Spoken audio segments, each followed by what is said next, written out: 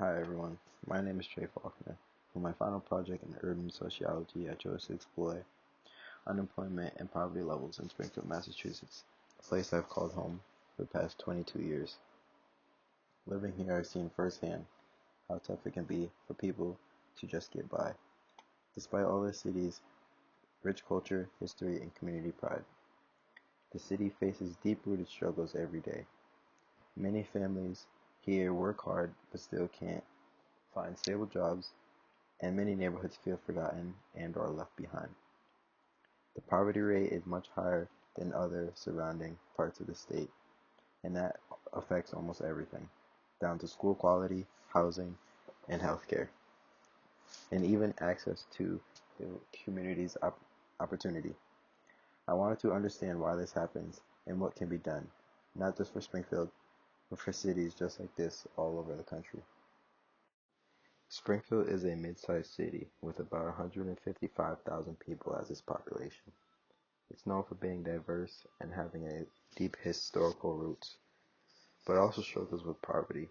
Around 25% of its people live below the poverty line.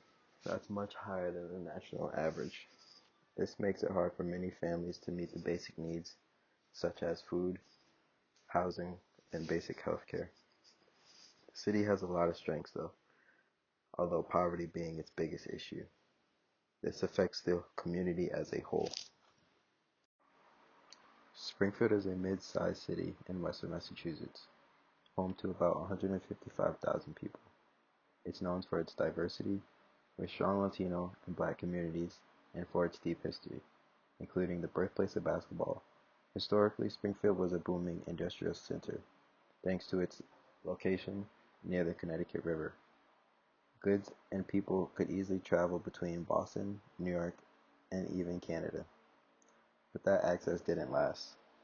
Today, Springfield has a poverty rate of around 25%, which grows significantly higher every day, and which is much higher than the state and national averages.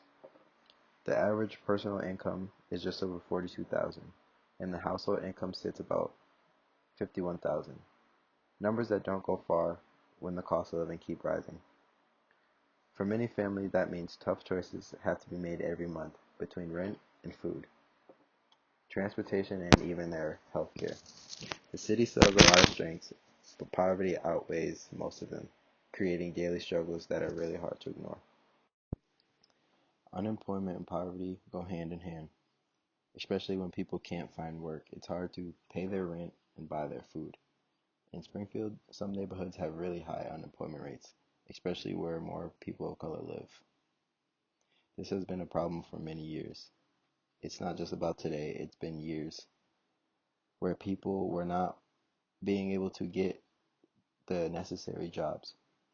This kind of struggle can get passed down from generation to generation, making it harder to escape poverty. In Springfield, unemployment and poverty often go hand for hand. If you can't find decent paying jobs, it's nearly impossible to afford your basic needs. Some neighborhoods, especially ones with mostly Black and Latino residents, face much higher unemployment than the others.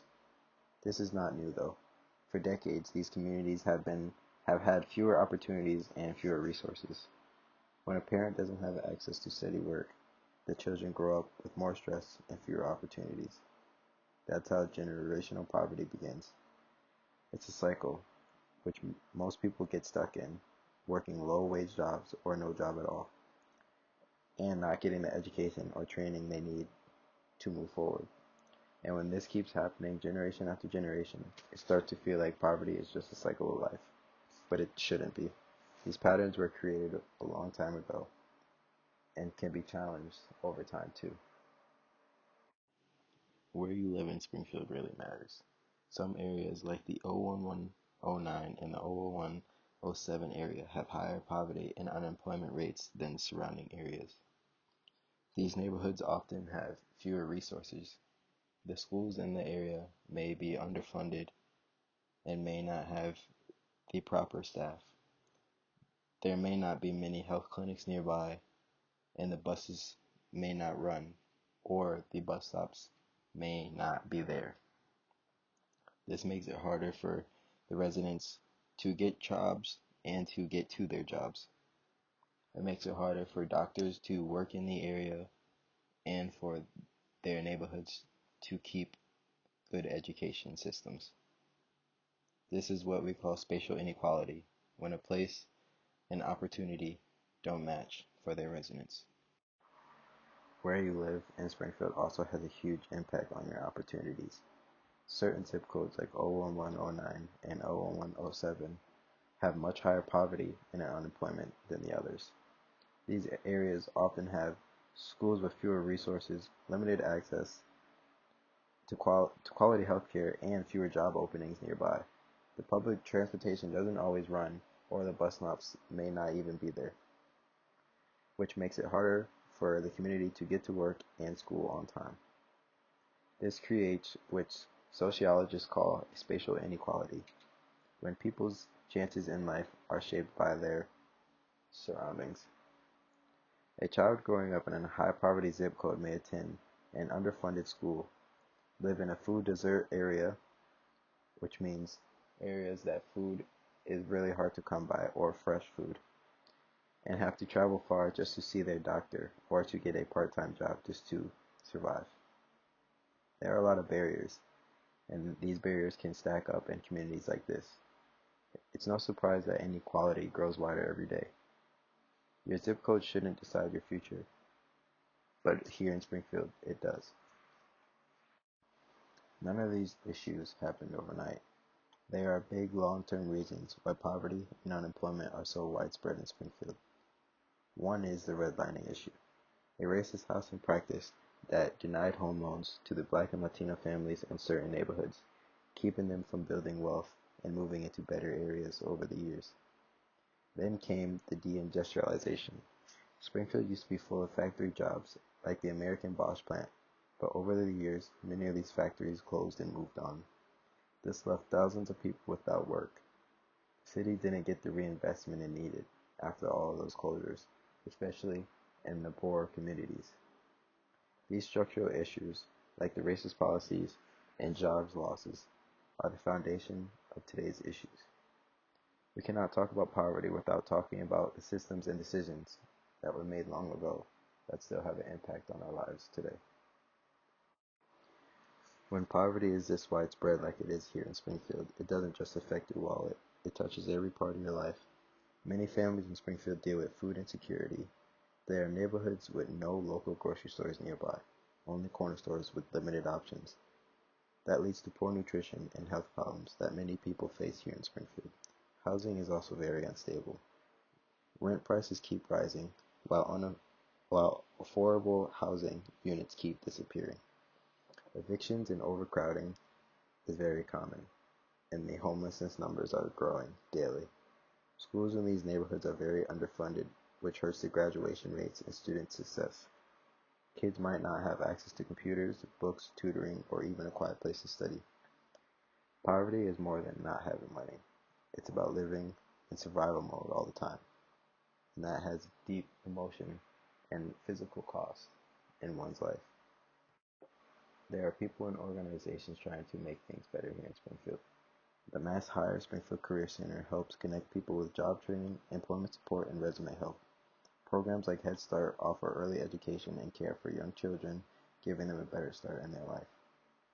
The Revitalized CDC helps low-income families repair and improve their homes to make them safer and healthier.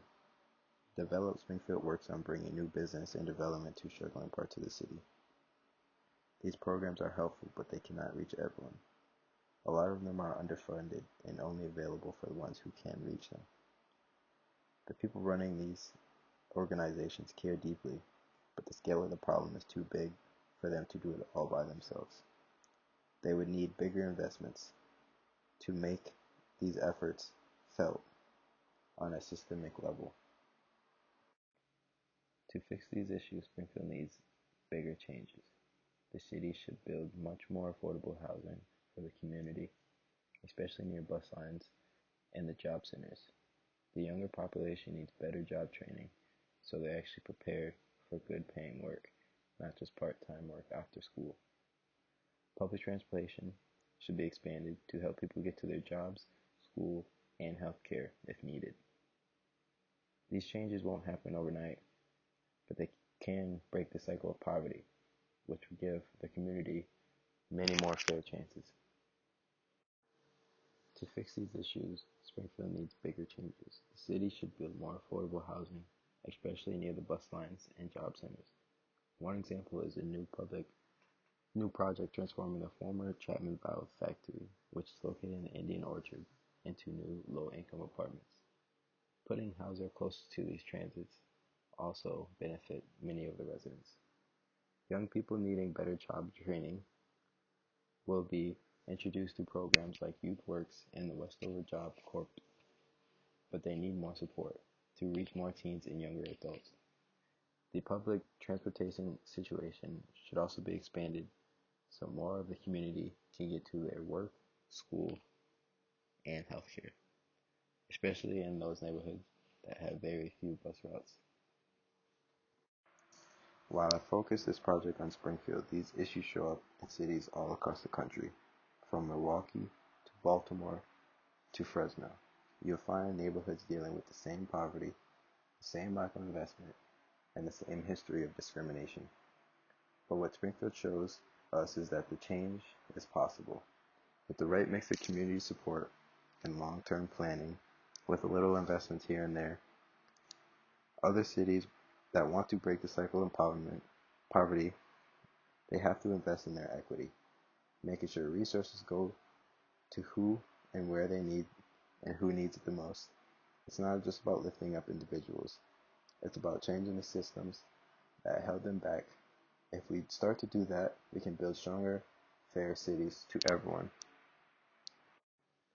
Here are the sources I use in my research. They include reliable news outlets, academic journals, articles, and census data. They help me understand how unemployment and poverty affect Springfield and what can be done to tackle these issues.